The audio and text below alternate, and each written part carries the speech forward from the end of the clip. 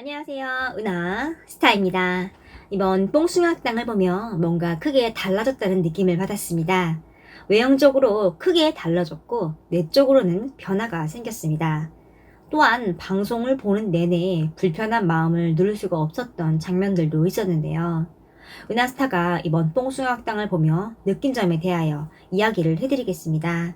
그 전에 은하스타 구독과 좋아요 부탁드립니다. 우선 겉보기에 달라진 점은 방송에서 눈에 보이고 귀에 들리는 것에서 가장 크게 느껴졌는데요. 이번에는 제대로 표현되지 못했던 트롯맨들의 예능감이 좀 더 생생하게 표현되는 듯한 느낌이 들었습니다. 장면에 따라서 극적인 장면을 추가로 촬영을 하여 풍부함을 더했는데요. 예를 들어 임영웅님과 영탁님이 딱지치기 결승을 할 때 볼 수 있었습니다. 결승에서 만난 임영웅과 영탁님이 서로 마주보며 권투 시합을 하는 듯한 장면을 추가했습니다. 결승전의 치열함을 강조하는 극적인 연출을 추가한 것이죠. 이런 변화는 분명 환영할 만합니다. 그런데 아쉬운 느낌이 든 이유는 이런 연출의 문제가 아니었고 방송의 설정과 같이 보이지 않는 부분 때문이었습니다. 왜 아쉬운 느낌이 들었는지 뒤에서 이야기를 해드리겠습니다. 임영웅님은 미국인 그렉을 찾아가 잠긴 문을 열어야 하는 상황이었는데요. 고민하던 영웅님과 윤성님은 문제를 못 풀고 어려워합니다. 그러던 중 임영웅님이 번뜩이는 아이디어로 LA가 옛날엔 나성이었다고 생각을 해내고 나성에 가면 편지를, 노래를 불러 문을 여는 데 성공을 합니다. 임영웅님의 센스가 돋보이는 장면이었습니다. 집안에 있던 사람은 다름 아닌 미국인 그렉이었습니다. 방송에서 소울 충만한 노래를 불러 유명해졌죠. 임영웅님과 그렉은 같이 식사를 하며 듀엣도 불렀는데요. 그렉은 임영웅님이 불러 역주행 신화를 썼던 오래된 노래를 같이 부르자고 제안을 합니다. 임영웅님은 깜짝 놀라며 흔쾌히 수락을 하죠. 여기서 또 임영웅님의 레전드급 장면이 탄생을 했습니다. 사전에 아무런 준비 없이 부른 듀엣을 아름다운 하모니로 불렀죠. 전체적으로 노래가 적었던 이번 방송에서 그나마 갈증을 해소하게 해준 장면이 아니었나 싶습니다. 이후 임영웅님과 황윤성님은 함께 그렉에게 미국 설날 요리를 배웁니다. 여기서 배운 요리를 실내 스튜디오로 이동을 하여 그대로 재현을 한 것인데요. 실내에 도착한 트롯맨들은 요리를 어디서 하냐고 궁금해합니다. 그때 갑자기 뒷문이 열리며 거대한 주방 세트장이 등장을 합니다. 요리 대결이 시작이 되고 임영웅님이 냄비 뚜껑을 열자 그 안에서 마이크가 나옵니다. 이때까지만 해도 이 마이크를 들고 노래를 하는 줄 알았습니다. 그런데 노래를 하지 않았고 심지어 요리하는 동안은 시간이 부족하다 보니 너무 바빠서 노래는 아예 못해서 굉장히 아쉬웠습니다. 이전 뽕숭아학당에서 틈틈이 노래를 불렀던 좋은 설정을 왜 시즌2 첫 회에서는 없앴는지 이해가 되지 않았습니다. 그 이유는 제작진만 알고 있을 것입니다. 임영웅과 황유성님은 화려한 칼질을 하지 않지만 나름대로 정성을 들이며 야채를 하나하나 다듬어 갑니다. 워낙 정성껏 요리를 해서 재료를 준비하는데도 시간이 오래 걸렸습니다. 특히 칼질은 시간에 쫓기면서 하면 굉장히 위험합니다.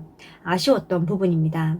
그 와중에도 임영웅님은 요리를 하면서 계속 주방 위를 깔끔하게 정리를 합니다.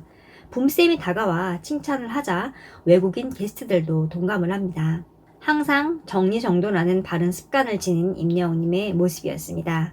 제한된 시간 안에 요리를 끝내야 하는 미션이라 모두가 시간 안에 끝내려고 열심히 요리를 했습니다. 여기서 의문점은 왜 굳이 시간을 정해놨냐입니다.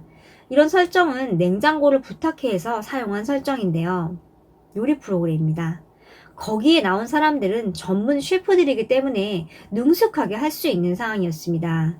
그런 전문 셰프를 조차도 방송에서 시간이 부족을 하여 힘들게 요리를 하곤 했는데요. 물론 정해진 시간은 달랐지만 트롯맨들은 요리사도 아니고 평소 바빠서 요리를 즐겨 하지도 않습니다. 그런 트롯맨들에게 생전 처음 하는 요리를 시간까지 정해두고 하게 했죠.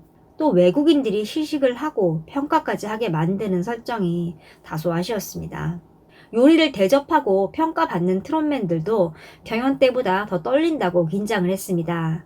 시간에 쫓기며 나름 최선을 다해 정성껏 만든 요리를 혹평당하는 장면을 왜 굳이 시청자들이 지켜봐야 하는지 이해가 되지 않았습니다. 그런 장면을 시청자들이 좋아할까요? 평가받는 트롯맨들이 좋아할까요? 평가를 하는 외국인들이 좋아할까요? 그 누구도 즐겁지 않은 불편한 장면들이 아니었나 싶습니다.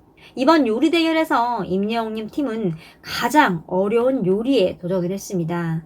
다른 팀의 마스터인 이탈리아 사람 알베르토도 임영웅님의 요리에 대해 엄청 어려운 요리를 했다고 말할 정도였습니다.